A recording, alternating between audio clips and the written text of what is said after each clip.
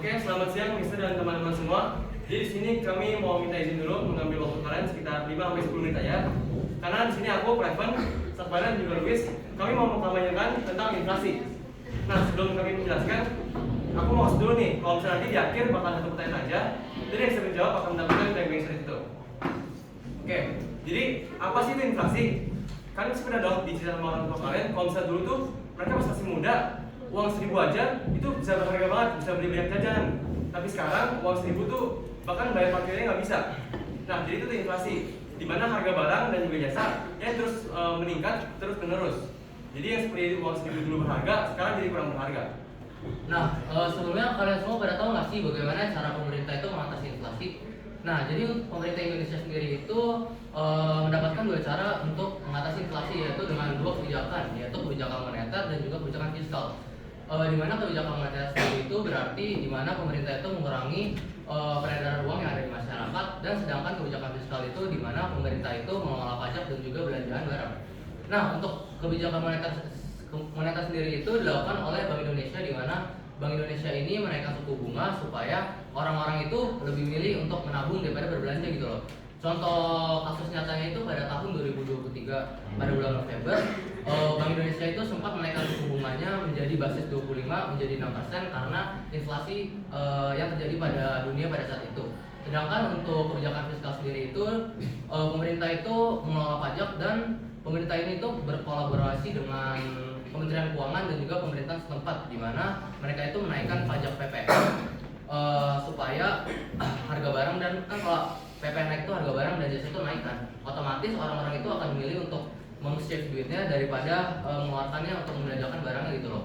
Nah, untuk kasus nyatanya itu pada tahun 2025, tahun ini sempat direncanakan untuk kenaikan PPN sebanyak 12%. Oke, sekarang aku mau langsung menjelaskan aja tentang contoh nyatanya, biar kalian bisa mudah dengan mengerti tentang inflasi.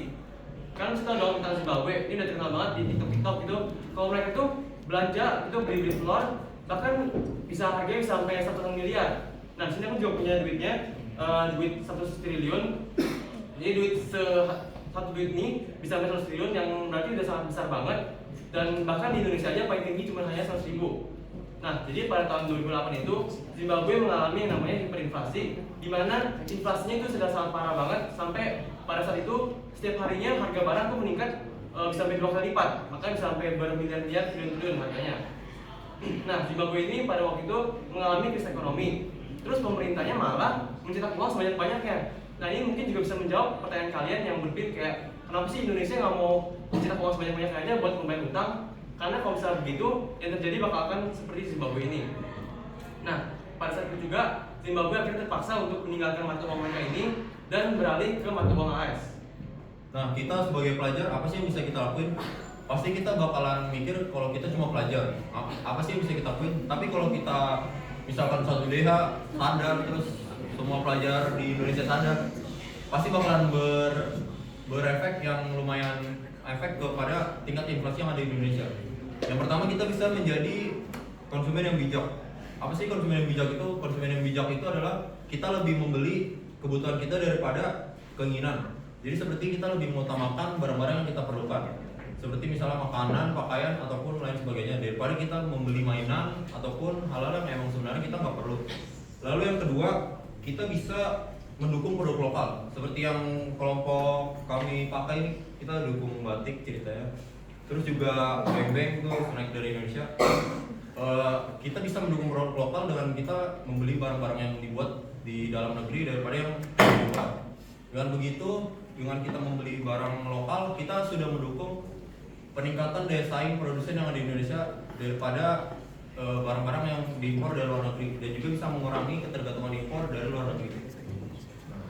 Nah, setelah dari penjelasan kelompok kami, kita punya satu pertanyaan, yaitu apa sih inflasi dari yang kamu tahu dari penjelasan kami, dan juga berikan satu contoh. Saya menjawab. Hadiahnya Siapa aja yang satu bungkus. hadiahnya 1 bungkus PSP ini guys.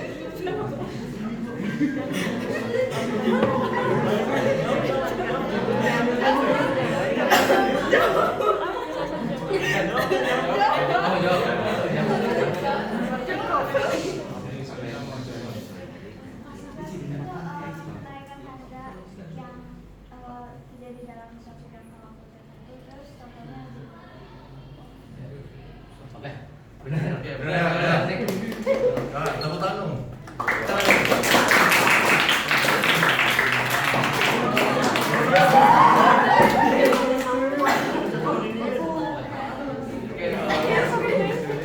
kampanye kami makin pandai, makin hemat, lawan inflasi dengan cermat. Terima kasih.